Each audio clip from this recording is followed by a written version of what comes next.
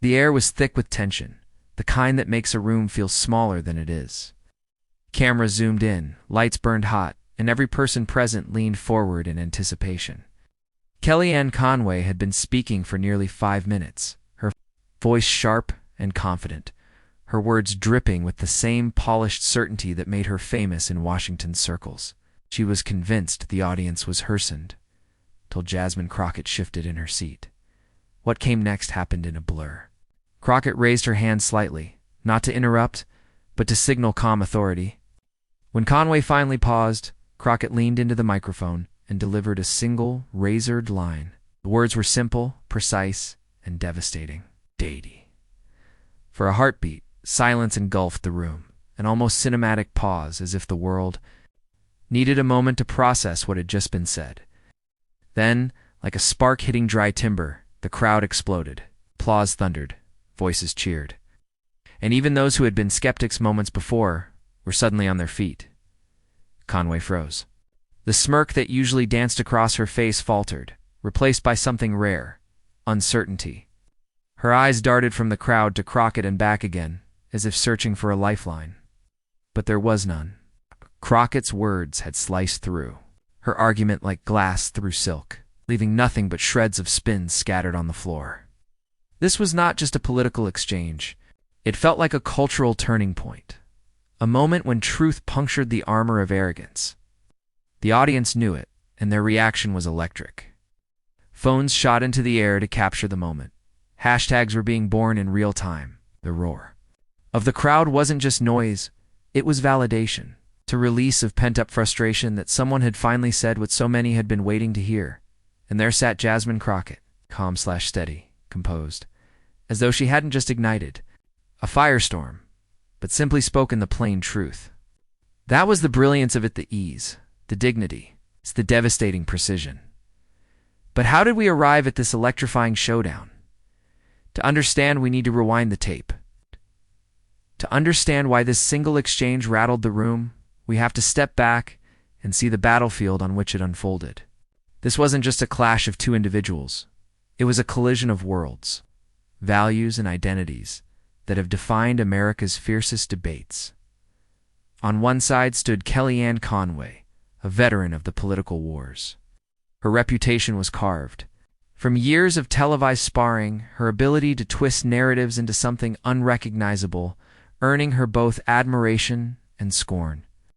She was the strategist who could take a lie and dress it in Sunday best, sending it out to church with a smile. To many, she embodied spin itself, an untouchable figure whose sharp tongue and quick wit made her a difficult opponent. For years, she had dominated stages, interviews, and press briefings, rarely losing control, rarely letting her opponents land a clean hit. On the other side stood Jasmine Crockett, freshman face to some, but hardly new to confrontation. A black woman from Texas, a civil rights attorney, turned congresswoman. Crockett carried herself with the gravity of someone who had spent years fighting uphill battles not just in politics, but in life. To the casual observer, she was the underdog in this matchup, less experienced, less polished, and certainly less celebrated in the mainstream media. And that is precisely why Conway underestimated her. The cultural backdrop only made the stakes higher. Here was a room full of people witnessing more than political theater. They were watching gender crash against gender, race against privilege, truth against manipulation. Conway, armed with years of practice, expected to dominate as she always had. Crockett, armed with authenticity and a sharp moral compass, represented something different. A refusal to be spun, a refusal to be silenced, and this mattered beyond the walls of the event. America, weary from years of misinformation and political gamesmanship, was hungry for a moment of clarity. Millions of viewers at home, scrolling through clips or catching streams, weren't just seeking entertainment. They were looking for validation proof that someone finally could cut through the fog. Crockett had the chance to be that figure, to channel the frustration of the voiceless and turn it into a moment of empowerment. For Conway, the stakes were equally high. Her legacy as an untouchable debate warrior rested on her ability to dismantle opponents with ease. If she faltered even, For a moment, it wouldn't just bruise her pride. It would shatter the illusion of invincibility that she had built carefully over decades, and that is why the energy in the room was so taut. It wasn't simply about who won an argument. It was about credibility. It was about the clash between a woman who had perfected the art of bending truth and another who had built her career fighting for it. It was about whether America would continue rewarding performance over principle or, if dignity, just this once, could triumph. The stage was set. The crowd didn't yet know it. But they were about to witness the very thing Conway feared most, the moment her armor cracked. And just when Conway thought she had the upper hand, unleashed something no one saw coming. Kellyanne Conway's story begins long before she became a household name. For decades, she was a fixture in Republican strategy circles. A campaign whisperer, a master at reading not just numbers, but the emotional currents of the American electorate. By the time the Trump campaign catapulted her into the center of history, she had already sharpened her skills into something close to an art form. The art of deflection. Her brilliance was not in facts or policy details, but in performance.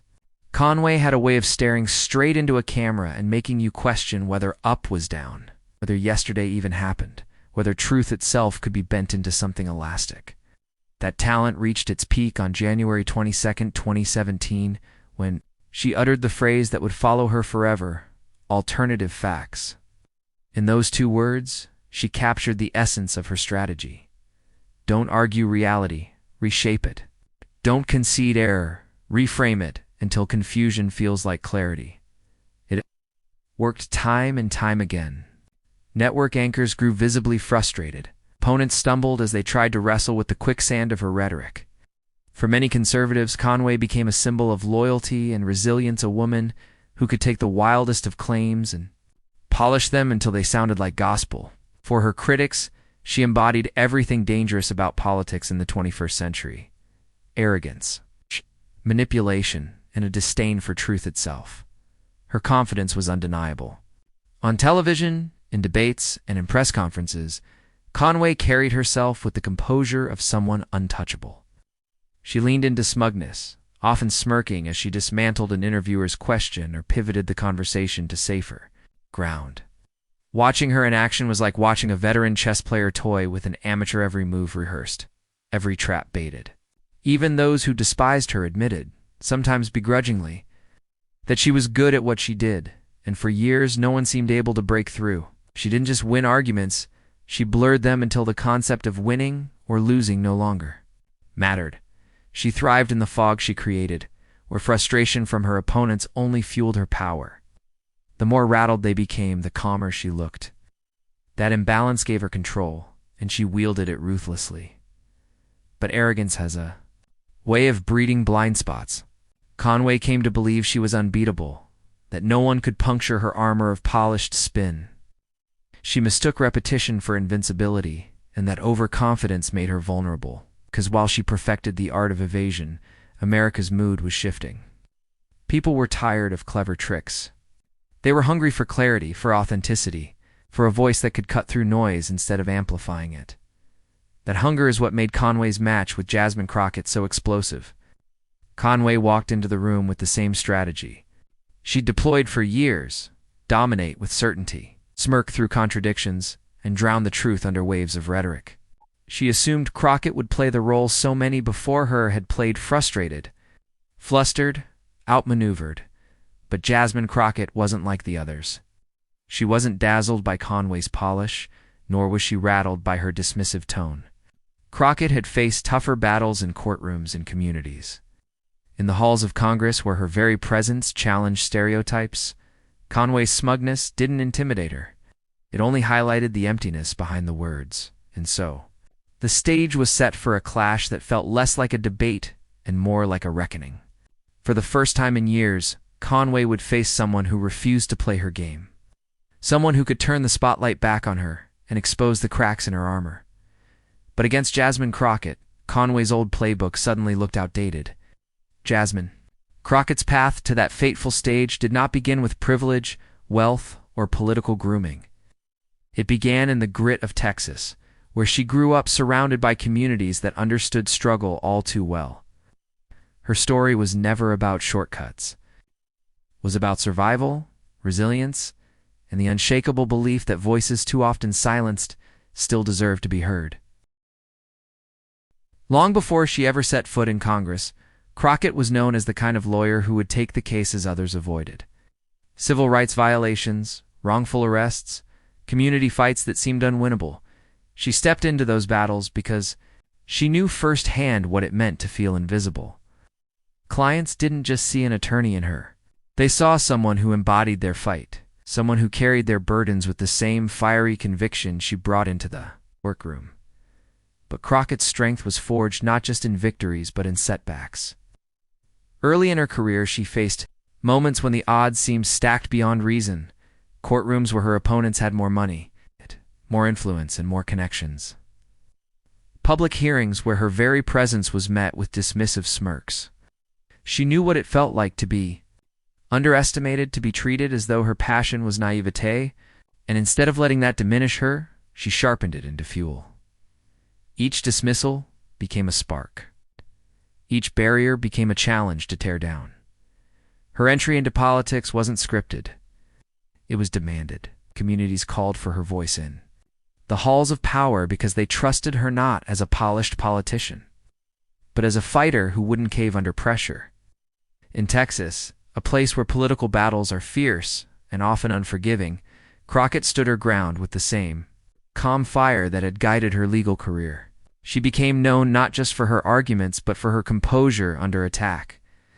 When others raised their voices, she kept hers steady. When others twisted words, she wielded hers with surgical precision.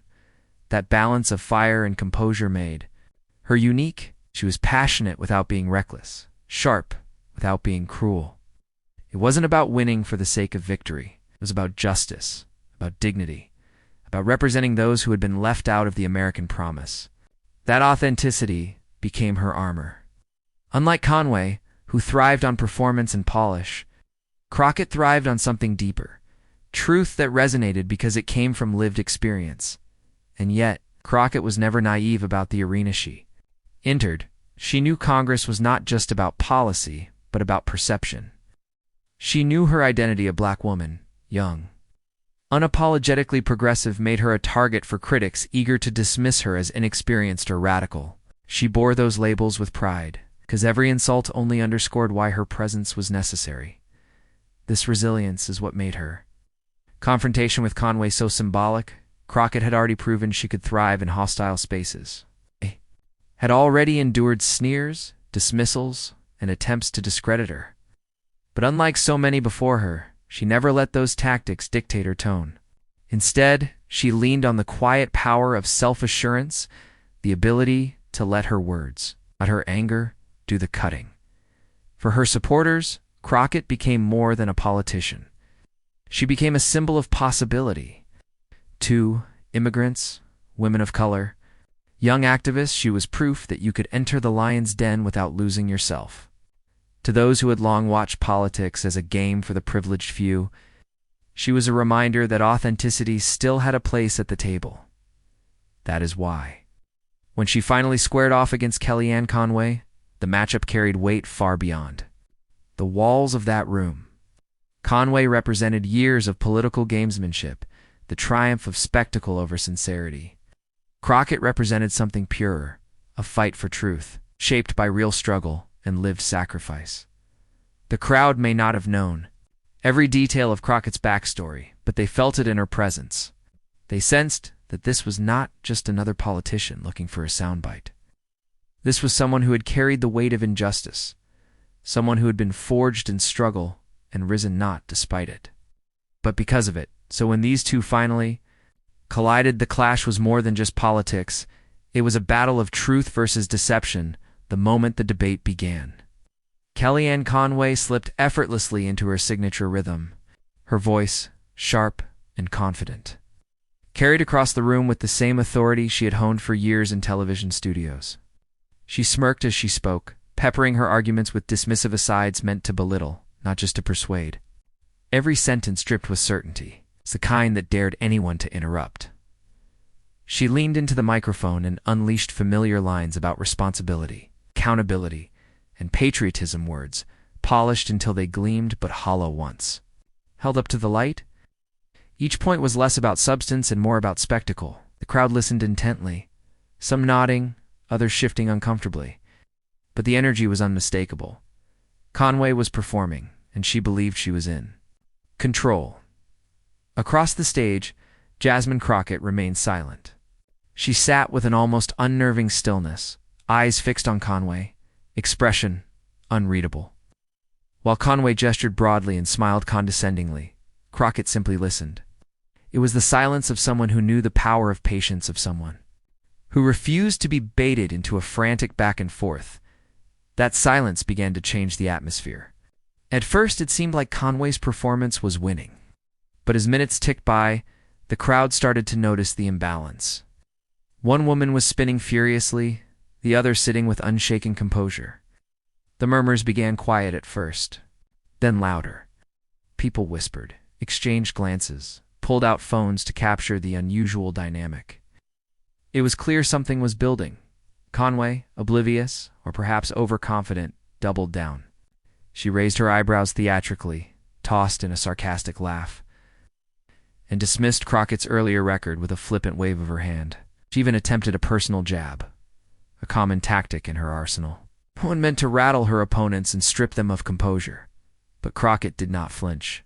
She didn't even shift in her chair. Instead, she let the jab hang in the air, refusing to dignify it with an immediate response. The silence that followed was deafening. Conway's smirk wavered just slightly as the crowd's murmurs grew.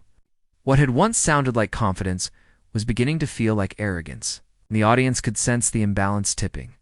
The tension in the room was thick now.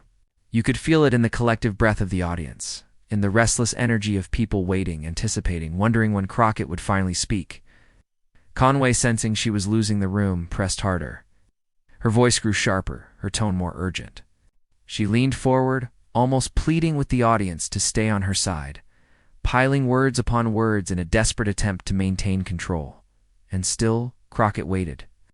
Her hands folded neatly in front of her, her eyes steady. She gave Conway all the space in the world to unravel herself. What had begun as dominance was starting to feel like overreach. What had once looked polished now looked desperate. By the time Conway wrapped her tirade with a flourish, the stage was set. The crowd had shifted fully, their attention no longer on Conway's words but on Crockett's silence. Every person in that room was leaning forward now, waiting for her to speak. Waiting for the explosion they could feel trembling just beneath the surface. And then, with perfect timing, Crockett struck. For a moment, the silence in the room was almost unbearable. Conway had just finished her flurry of arguments, her voice still echoing faintly in the rafters.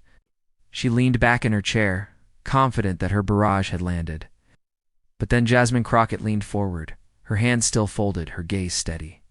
Her voice calm, yet carrying a weight that silenced even the softest whisper in the audience. Let me get this straight, she began, her tone measured, deliberate. She didn't raise her voice, she didn't need to. The clarity of her words was enough. You're telling the American people that somehow facts don't matter? That spin is stronger than truth? That if you say it enough times, we should all just accept it? The crowd stirred. Heads turned. Phones tilted higher. Conway's face flickered with something rare, hesitation. Crockett paused, letting the weight of her opening question hang in the air. She had learned long ago that silence was as powerful as any argument. And in that pause, the room leaned toward her, waiting.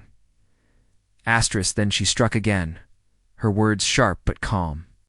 See, Ms. Conway, this isn't about clever talking points. It's about people's lives. When you call lies alternative facts, you're not just playing a word game, you're dismissing the struggles of millions of Americans who live with the consequences of policies built on those lies. The crowd erupted in applause. Conway shifted in her seat, forcing a smile, but her eyes betrayed unease. Crockett continued, her cadence steady, almost rhythmic. I've stood in courtrooms where families begged for justice. I've sat with mothers who lost sons to violence, with workers who couldn't make rent, with veterans fighting for health care. And do you know what none of them asked me for? alternative facts. They asked me for the truth, because the truth is the only thing that can actually change their lives. Another wave of applause broke out, louder this time. Conway tried to interject, raising her hand slightly, but Crockett's presence was immovable. She had the floor, and everyone knew it. She leaned in closer, her voice soft but devastating.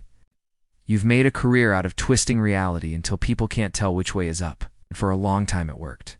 You smirked your way through interviews, turned questions into riddles, and called it winning. But here's the difference between us. I don't need to spin the truth. I just need to speak it. The words landed like a hammer. The audience roared, some standing, clapping, cheering. Conway's smirk cracked for good, her lips tightening as she searched for a comeback that wouldn't come. Crockett let the crowd's energy swell and pressed on, each sentence slicing deeper. You talk about patriotism, but true patriotism isn't lying to the people you serve. It's telling them the truth, even when it's hard. Talk about accountability, but accountability means owning up when you've misled the public. Not doubling down on falsehoods. You talk about responsibility, but responsibility means remembering who you serve, and it's not yourself, it's the people. The applause grew so deafening the moderator had to motion for calm. But the room belonged to Crockett now. I was locked on her.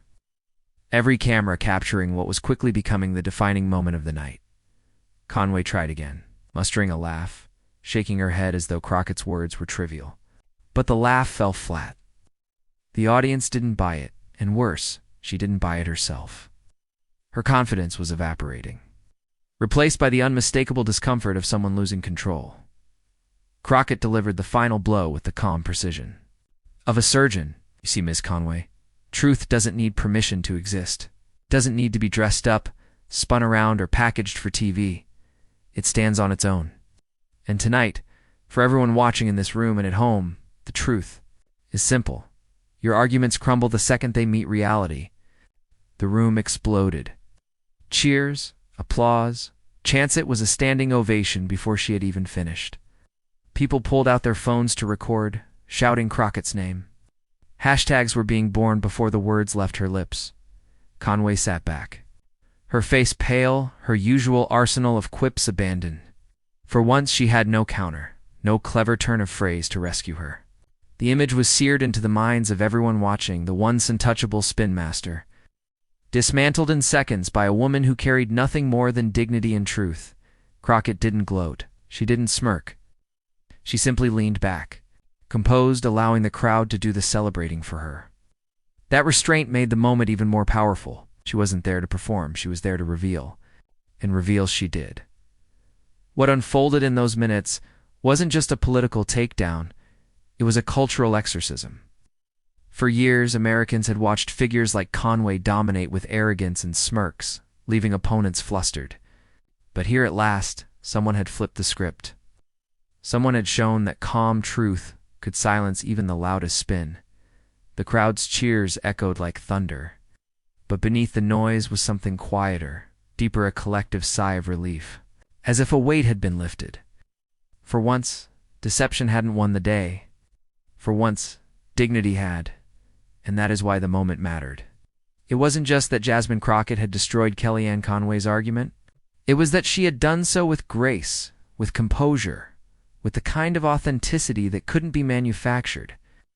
In an age of sound bites and spin, she gave people something rarer: clarity. The ovation went on, growing louder as Crockett remained still, her eyes steady, her voice now silent. The contrast was striking: Conway shrinking in her seat, and Crockett unmoved, almost serene. It was David versus Goliath, truth versus deception, authenticity versus artifice. And in that moment, everyone in the room knew who had won. But the shockwaves didn't stop in that room, they exploded across the nation. The moment Jasmine Crockett's words landed, they didn't just echo in the room, they detonated across the digital world. Within minutes, clips of the exchange were ripped from live streams, uploaded to Twitter, TikTok, Instagram, and Facebook. By the time Conway had even left the stage, Crockett's line had already gone viral. On Twitter, hashtags like hashtag Crockett Clapback and hashtag Truth Over Spin shot to the top of the trending list. Users flooded the platform with reactions ranging from disbelief to elation.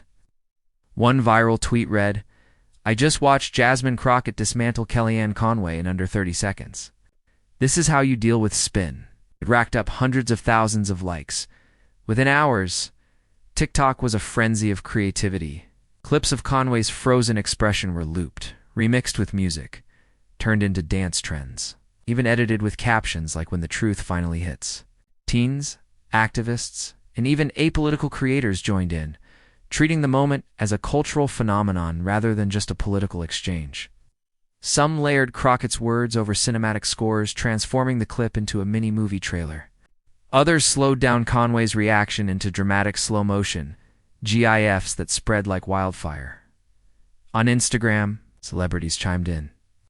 Actors reposted the clip with captions like, "This is leadership." Musicians dropped emojis, as if words weren't enough to capture the satisfaction.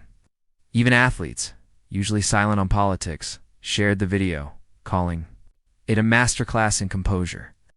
Mainstream commentators couldn't ignore it either. News outlets replayed the moment endlessly, headlines screaming about the mic drop heard around the country.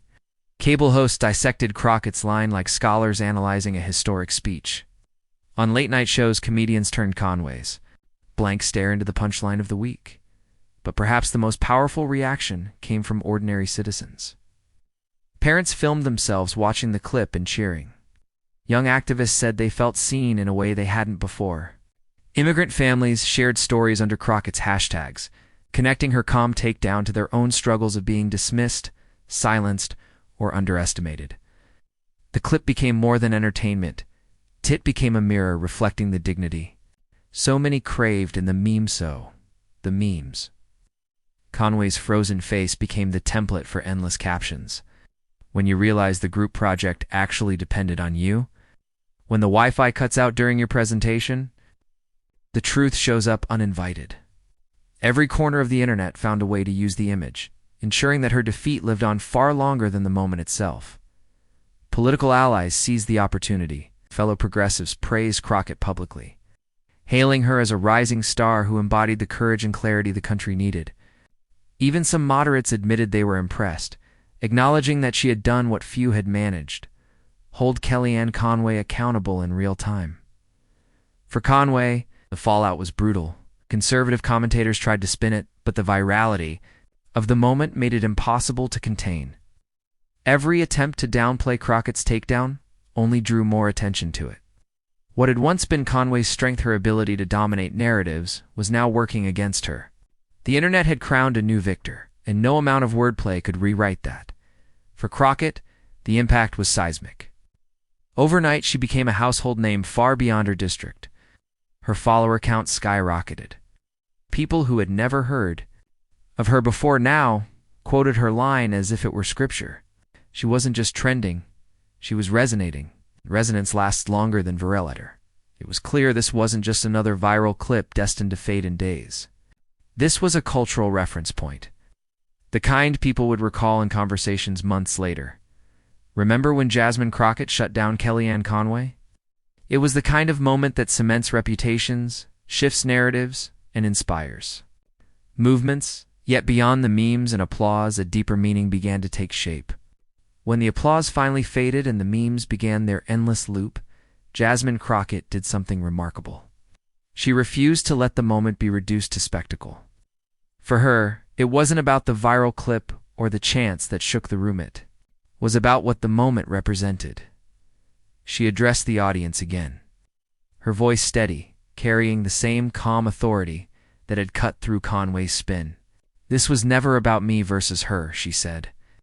"It's about truth versus deception, dignity versus arrogance.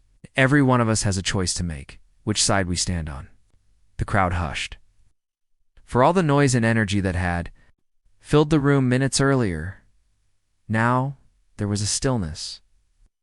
The kind that comes when people realize they are hearing something larger than a clapback. They are hearing a challenge. Crockett continued, weaving her own experience into a universal lesson. She spoke of being underestimated, of being dismissed, of walking into rooms where people assumed she didn't belong. But instead of bitterness, she spoke with resilience. "I've learned that your power doesn't come from how loud you are," she said. It comes from how true you are. Lies may echo for a season, but truth endures. And when you stand in that truth, no amount of spin can silence you. It was the kind of statement that reached beyond politics. Parents watching at home repeated it to their children. Teachers printed it out for their classrooms. Community leaders quoted it in local speeches. It resonated because it wasn't just about Conway, it was about every person who had ever felt overshadowed by arrogance. Every person who had watched deception win the day and wondered if honesty still mattered in that moment. Crockett reframed what had seemed like a debate into something closer to a parable. Conway's fall wasn't just her on it, was a warning to those who confuse cleverness with wisdom, performance with principle. And Crockett's rise wasn't just hers either. It was a testament to the quiet strength that comes from carrying dignity into battle. The lesson was clear. Authenticity outlasts artifice. Arrogance may shine under the lights, but it crumbles when faced with someone grounded in truth. And while spin can dominate headlines, it cannot capture hearts. That belongs to those who speak plainly, who stand firmly, who refuse to be shaken. The audience rose to their feet once more, not in the fevered eruption of earlier, but in a slow, steady wave of admiration. It felt less like a standing ovation and more like a collective vow, unspoken agreement that what they had just witnessed mattered, that it carried meaning beyond the walls of the room. And Crockett, as always, did not gloat. She simply nodded, letting the applause roll over her as if to remind everyone that this was not about victory laps, but about shared purpose. She had given them not just a performance, but a reminder of who they could be, of what the country could be when truth held the microphone. It was more than a political takedown. It was a reaffirmation of faith that justice, resilience, and hope are not relics of the past, but forces alive and waiting whenever someone dares to embody them. And as the dust settled, one question remained for America. The end, the title says it all. Jasmine Crockett destroyed Kellyanne Conway's argument in seconds, and the crowd erupted because they knew they were watching more than a comeback line. They were watching truth break through deception, dignity stand tall against arrogance, authenticity dismantle spin. It was a moment that felt both personal and historic. A reminder that even in the noisiest storm, clarity can still shine. People will remember Conway's stunned silence. Yes. They'll remember the crowd's roar, the viral clips, the memes. But what lingers long after the noise fades is the feeling, the inspiration of seeing someone refuse to be rattled. Refuse to be twisted by dishonesty, and instead hold the line. For what is right, that is why this story matters. It isn't just about one debate stage. It's about every room where the powerful try to talk down the truth. And every person brave enough to rise and say, not today. Crockett showed us that strength doesn't need to shout. Sometimes it only needs to stand firm, unshaken, until falsehood collapses under its own weight. And that's where you come in. If this moment moved you, if it made you believe that dignity can still win in public life, then don't let it stop here. Subscribe. Share this story. Be part of a movement that values honesty over spin, humanity over arrogance, truth over deception. Because when enough of us stand together, the noise doesn't stand a chance. This was one night, one clash, one viral clip, but it's also a spark. And sparks, when shared, can light up an entire nation.